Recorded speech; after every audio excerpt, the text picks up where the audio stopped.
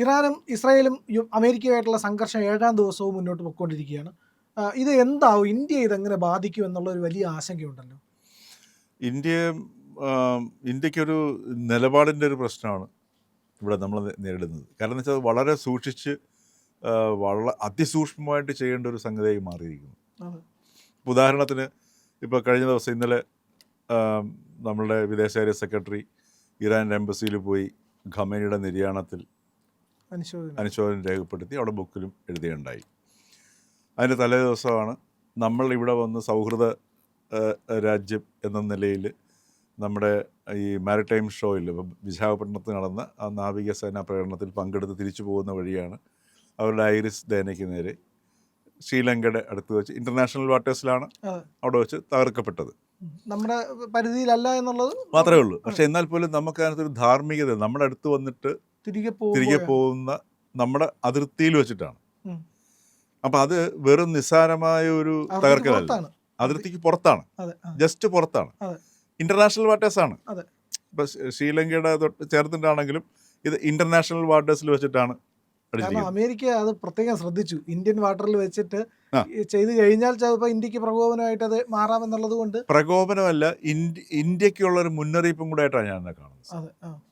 കാര്യം ഇന്ത്യയുടെ അതിഥിയായിട്ട് വന്ന ഒരു വ്യക്തിയെ, നമ്മുടെ വീട്ടിൽ അതിഥിയായിട്ട് വന്ന ഒരു വ്യക്തിയെ നമ്മുടെ വന്ന് ഊണ് കഴിച്ച് സന്തോഷത്തെ നമ്മൾ അവിടുത്തെ ഈ ഐറിസ് ദേനയിലെ പിന്നെ നമ്മുടെ നാവികരൊക്കെ അല്ലേ, അവരൊക്കെ വന്ന് വിശാഖപട്ടണത്ത് വന്ന് ആഘോഷം, അവിടെ മാർച്ച് നടത്തുകയും അവിടെ മാളുകളിലൊക്കെ പോയി ഷോപ്പിംഗ് നടത്തുകയും ഒക്കെ ചെയ്ത് ആഘോഷത്തിലാണ് അവർ തിരിച്ചു പോവുകയും ചെയ്യുന്നത്. നമ്മുടെ ഇന്ത്യൻ നേവിയുടെ തന്നെ ഒരു പോസ്റ്റ് ഉണ്ടായിരുന്നു. അതായത് ഇവർ നമ്മുടെ സൗഹൃദ രാജ്യത്തിൽ നിന്ന് ഇറാൻകാർ വന്നിരിക്കും, അവരെ വെൽക്കം ചെയ്തുകൊണ്ടുള്ള പോസ്റ്റൊക്കെ നമ്മുടെ ഓൺലൈനിൽ ലഭ്യമായിരുന്നു. അപ്പോൾ അങ്ങനെയുള്ള ഒരു പശ്ചാത്തലത്തിലാണ് നമ്മുടെ വീട്ടിൽ വന്ന് ഉള്ള സന്തോഷത്തെ ഭക്ഷണമൊക്കെ കഴിഞ്ഞ് പോകുന്ന ഒരു ഗസ്റ്റിനെ നമ്മുടെ വീട്ടിൻ്റെ മതിൽക്കെട്ടിന് പുറത്ത് വെച്ച് വേറെ ആരെങ്കിലും മർദ്ദിക്കുകയാണെങ്കിലുള്ള അവസ്ഥ ആലോചിച്ച് നോക്കും, നമ്മളുടെ ഒരു അവസ്ഥ ആലോചിച്ച് നോക്കും. ഇതേ അവസ്ഥ ഇന്ത്യ നേരിട്ടു. അപ്പോൾ അത് ആ വ്യക്തിയെ ഉപദ്രവിക്കുന്നതിനേക്കാൾ ഉപരി ഈ ആതിഥേയനാരായിരുന്നോ അവർക്കുള്ളൊരു മെസ്സേജും കൂടെ അതിനകത്ത്. അപ്പം ഇന്ത്യക്കുള്ളൊരു മെസ്സേജും കൂടെയാണ്. അതായത് നമ്മളുടെ ഇവിടെ വളരെ ശക്തമായ നേവിയാണ് നമ്മളുടെ. ആ ശക്തമായ നേവിയുടെ സാന്നിധ്യത്തിലാണ് ഇവിടെ വന്നിട്ട് ഈ നമ്മുടെ സമീപത്ത് വെച്ചിട്ട് നമ്മുടെ മതിൽക്കെട്ടിന് പുറത്ത് വെച്ച് ടോർപ്പിഡോ വെച്ച് തകർക്കുന്ന സംഗതി. അപ്പം ഇത് ഇന്ത്യൻ സമുദ്രത്തിലെ അമേരിക്കയുടെ ഒരു ആധിപത്യ പ്രഖ്യാപനം കൂടിയാണിത്.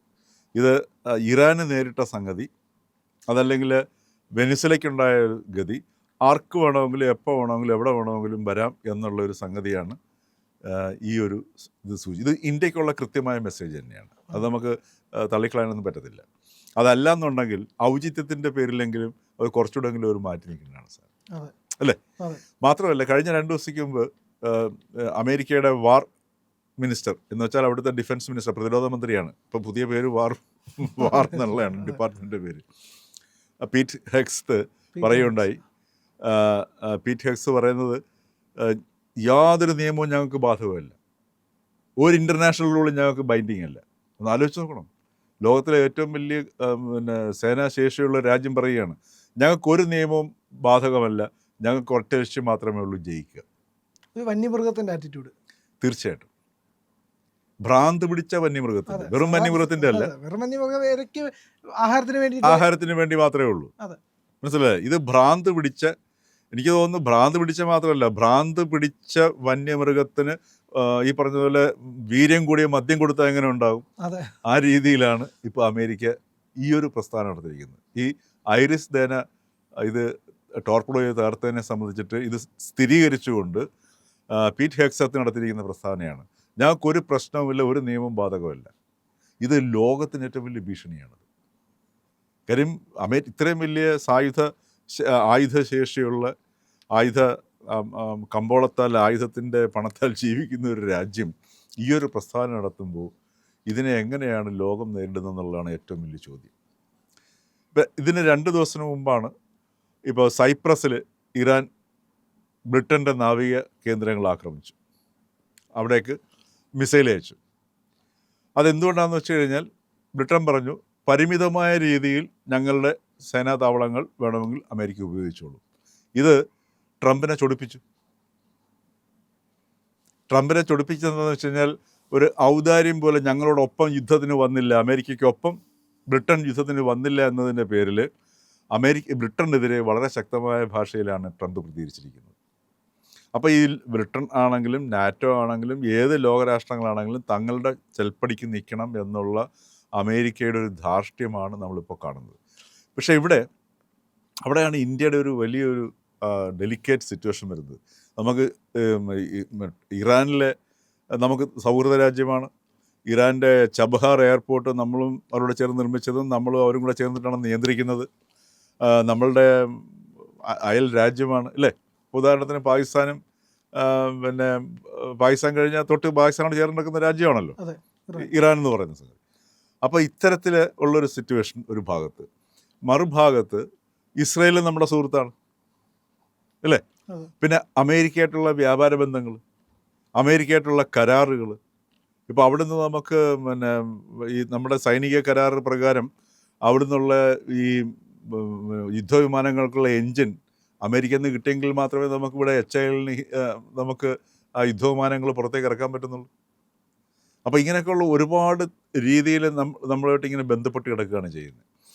ഇതിനെല്ലാം ഉപരിയാണ് 1 കോടി ജനങ്ങൾ ഇന്ത്യയിൽ 1 കോടി ജനങ്ങൾ ഈ ഗൾഫ് മേഖലയിലെ രാജ്യങ്ങൾ, അതായത് ഇറാൻ ഇപ്പം എവിടേക്കൊക്കെയാണോ മിസൈലുകൾ അയച്ചുകൊണ്ടിരിക്കുന്നത് അല്ലെങ്കിൽ ബോംബുകൾ അയച്ചുകൊണ്ടിരിക്കുന്നത് അവിടെയെല്ലാം ആണ് ഈ നമ്മുടെ ഗൾഫ് കൺട്രിയിൽ 9 രാജ്യങ്ങളിലേക്കാണ് ഇപ്പം ഇറാൻ ഈ അറ്റാക്ക് നടത്തിയിരിക്കുന്നത്. അത് തീർച്ചയായിട്ടും ആ രാജ്യങ്ങൾക്കെതിരെ അല്ല എന്നവർ പറയുന്നുണ്ടെങ്കിലും ആ രാജ്യങ്ങളിലേക്കാണ് അത് പോകുന്നതും അവിടെ പരിക്ക് പറ്റുന്നതും ഇടയ്ക്ക് ആൾക്കാർ മരിക്കുകയൊക്കെ ചെയ്യുന്നതും ഒക്കെ ഈ അവിടെ വിദേശത്ത് നിന്ന് വന്നിട്ടുള്ള ആൾക്കാരോ അവിടുത്തെ പൗരന്മാരോ ഒക്കെയാണ് പരിക്ക് പറ്റുന്നതൊക്കെ.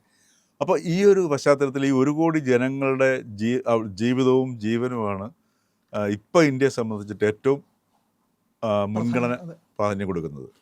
അപ്പോൾ അത് നമുക്ക് അതിനെ മാറ്റി നിർത്തിക്കൊണ്ടും അതിനെ കേന്ദ്ര ബിന്ദുവാക്കിക്കൊണ്ട് മാത്രമേ ഏതൊരു നയവും നമുക്ക് സ്വീകരിക്കാൻ പറ്റുകയുള്ളൂ. അതേ സമയത്ത് ഈ പറഞ്ഞതുപോലെ ഇവിടെ നമുക്ക് ഈ ഒരു എന്താ പറയുക ധാർമ്മികതയോ അതല്ലെങ്കിൽ വൈകാരികതയോ ഒന്നും അല്ല ഇവിടെ പ്രശ്നം. ഇവിടെ പ്രശ്നം രാജ്യത്തിൻ്റെ താല്പര്യം.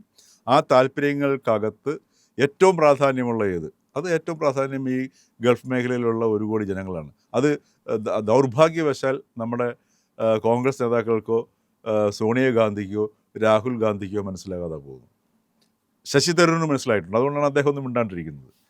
അപ്പോൾ ഈ ഒരു സാഹചര്യത്തിൽ ഒരുപാട് ഘടകങ്ങൾ നമ്മൾ നോക്കിക്കൊണ്ട് മാത്രമേ ഈ ഒരു സന്ദർഭത്തിൽ നമുക്കൊരു തീരുമാനം എടുക്കാൻ പറ്റുള്ളൂ. ഇപ്പോൾ സെൻട്രൽ ഗവൺമെൻറ് എടുത്തിരിക്കുന്നത്, ഇപ്പോൾ കഴിഞ്ഞ ദിവസം ഇന്നലെ നമ്മുടെ വിദേശകാര്യ സെക്രട്ടറി അവിടെ പോവുകയും ഇറാൻ്റെ എംബസിയിൽ പോവുകയും ഇത് രേഖപ്പെടുത്തുകയൊക്കെ ചെയ്തത് യഥാർത്ഥത്തിൽ ആവശ്യമായ നടപടിയാണ്. കാര്യം അത്രയെങ്കിലും ചെയ്തില്ല എന്നുണ്ടെങ്കിൽ ഒന്ന് ആലോചിച്ച് നോക്കുക. ഇന്ത്യയുടെ ഒരു ക്രെഡിബിലിറ്റി ചോദ്യം ചെയ്യപ്പെടുകയാണ് ചെയ്യുന്നത് അല്ലേ. ഇന്ത്യയുടെ ഒരു ഇന്നത്തെ ഒരു ജിയോ പൊളിറ്റിക്സിൽ ഇന്ത്യയുടെ സ്ഥാനം എവിടെയാണ് ചോദ്യം ചെയ്യപ്പെടുകയാണ് ചെയ്യുന്നത്. അതുപോലെ തന്നെ ഇപ്പോൾ ഇറാൻ ഇപ്പം ഇറാൻ്റെ യുദ്ധം നമ്മൾ നോക്കിയാൽ മനസ്സിലാകുന്നത് ഇറാൻ സ്ട്രാറ്റജി വെച്ചിട്ടാണ് അവർ യുദ്ധം ചെയ്യുന്നത്. കാരണം അവരുടെ കയ്യിൽ പരിമിതമായ ആയുധക്കോപ്പുകളേ ഉള്ളൂ. അതേസമയത്ത് അമേരിക്കയ്ക്ക് ഒരിക്കലും എന്താ പറയുക കാലിയാവാത്ത ആയുധ ശേഷിയാണുള്ളത്. പക്ഷേ അമേരിക്ക ഇപ്പോഴും അണയ്ക്കുന്നൊരു ചിത്രമാണ് നമ്മൾ കാണുന്നത് അല്ലേ. ഇത്രയും ദുർബലമായിട്ട് എത്രയോ ദശാബ്ദങ്ങളായിട്ട് സാമ്പത്തികമായിട്ട് തകർന്ന് തരിപ്പണമായിട്ടുള്ള $1 1,14,000 റിയാലാണ്. അതിൻ്റെ ഇറാൻ്റെ കറൻസി റിയാലാണ്. അപ്പോൾ $1 പിന്നെ ഇക്വലൻ ഈ സമമായിട്ട് 1,14,000 റിയാലാണ്. അതുകൊണ്ടാണ് ഈ സമീപകാലത്ത് ഇറാൻകാരെല്ലാം തെരുവിറങ്ങിയത്. അപ്പോൾ ഇത്രയും തകർന്നു കിടക്കുന്ന ഒരു രാജ്യം അവിടെ അവർ പിടിച്ചു നിൽക്കുന്നു. അതവരുടെ തന്ത്രങ്ങൾ കൊണ്ടാണ്. അവരുടെ 2500 കേന്ദ്രങ്ങളിലാണ് അവരുടെ ഈ ആയുധങ്ങൾ ശേഖരിച്ചിരിക്കുന്നത്. അത് പലതും ഭൂമിക്കടിയിലാണ്. അതുകൊണ്ടാണ് അമേരിക്കയ്ക്ക് ഈ പറഞ്ഞതുപോലെ ആദ്യം ഈ 40 പേരെ കൊല്ലുകയും ഖമേനിയെ കൊല്ലുകയും ചെയ്തപ്പോൾ എല്ലാം കഴിഞ്ഞു എന്ന് വിചാരിച്ചു. പക്ഷേ കഴിയുന്നില്ല. മാത്രമല്ല ഇപ്പോൾ ഓരോ കമാൻഡർമാർക്ക് അധികാരം കൊടുത്തിരിക്കുകയാണ്. നിങ്ങൾ സൗകര്യം പോലെ അടിച്ചോളാനാണ് പറയുന്നത്. ഇപ്പോൾ വീണ്ടും ഇറാൻ്റെ ഭാഗത്തു നിന്നുള്ള മിസൈൽ ആക്രമണത്തിൻ്റെ തോത് കുറഞ്ഞു. അതേസമയത്ത് ചൈനയുടെ ഇപ്പോൾ ഇറാൻ സറണ്ടർ ചെയ്യുന്നത് നമ്മൾ പെട്ടെന്ന് പ്രതീക്ഷിച്ചിട്ട് കാര്യമില്ല. ഇറാൻ്റെ ജനതയുടെ പ്രത്യേകത എന്ന് വെച്ചാൽ അവർ സറണ്ടർ ചെയ്യുന്ന ഒരു ജനവിഭാഗം അല്ല. അവർ അവസാന നിമിഷം വരെ പിടിച്ചു നിൽക്കും. അതിൻ്റെ ഒരു വീര്യം അമേരിക്കയ്ക്കും മറ്റു രാജ്യങ്ങൾക്കും അറിയാത്തത് കൊണ്ടാണ്. രണ്ടാമത്തെ കാര്യം, ചൈനയും റഷ്യയും പിന്നിലുണ്ട് അല്ലേ? അപ്പോൾ ഈ രണ്ട് ശക്തികൾ, ഇപ്പം ഷീ ജിൻപിങ് വളരെ സജീവമായിട്ട് ഇപ്പം ഇന്നലെ തൊട്ട് വീണ്ടും ചില പ്രസ്ഥാനങ്ങളുടെ രംഗത്ത് വന്നിട്ടുണ്ട്.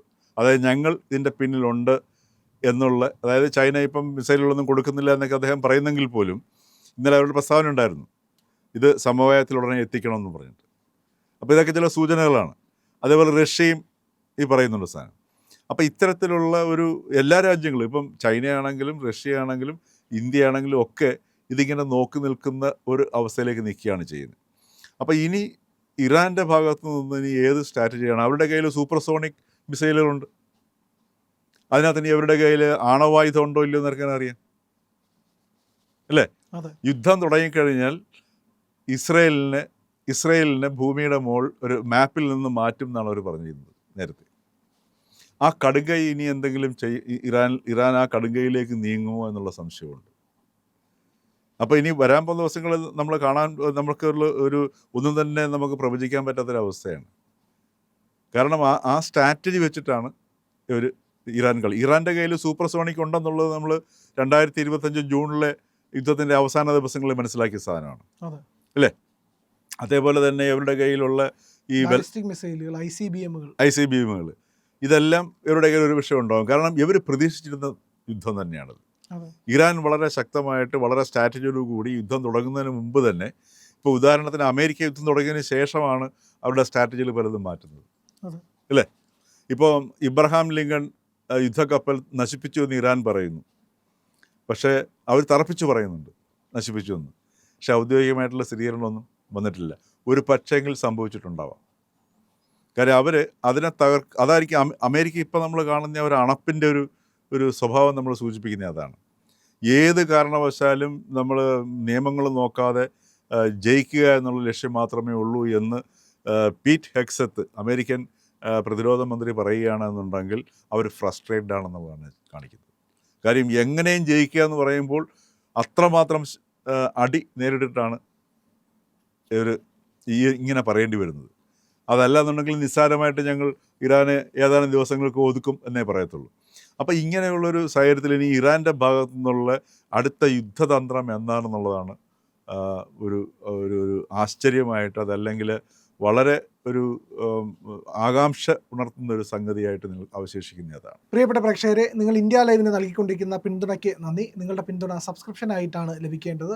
ഇത്തരത്തിലുള്ള വളരെ നിങ്ങൾക്ക് വേണ്ട വാർത്തകളെല്ലാം തന്നെ ചെയ്യുന്നത് ഇന്ത്യ ലൈവാണ്. മറ്റു മാധ്യമങ്ങൾ പറയാൻ മടിക്കുന്ന വാർത്തകളും ഇന്ത്യ ലൈവിലൂടെ നിങ്ങളുടെ അടുത്തേക്ക് എത്തുന്നു. അതുകൊണ്ട് നിങ്ങൾ ഇന്ത്യ ലൈവ് സബ്സ്ക്രൈബ് ചെയ്യുക, ബെല്ലൈക്കണം ഒപ്പം അമർത്തുക. നിങ്ങൾക്ക് യഥാസമയം നമ്മുടെ നോട്ടിഫിക്കേഷൻ ലഭിക്കും. നിങ്ങളുടെ ആശയങ്ങൾ, നിങ്ങളുടെ അഭിപ്രായങ്ങൾ ഇവയെല്ലാം കമൻറ്റുകളായിട്ട് വീഡിയോയിൽ രേഖപ്പെടുത്തുക, ലൈക്ക് ചെയ്യുക, വീഡിയോകൾ മറ്റുള്ളവരോട് ഷെയർ ചെയ്യുക, അവരോട് സബ്സ്ക്രൈബ് ചെയ്യാൻ പറയുക.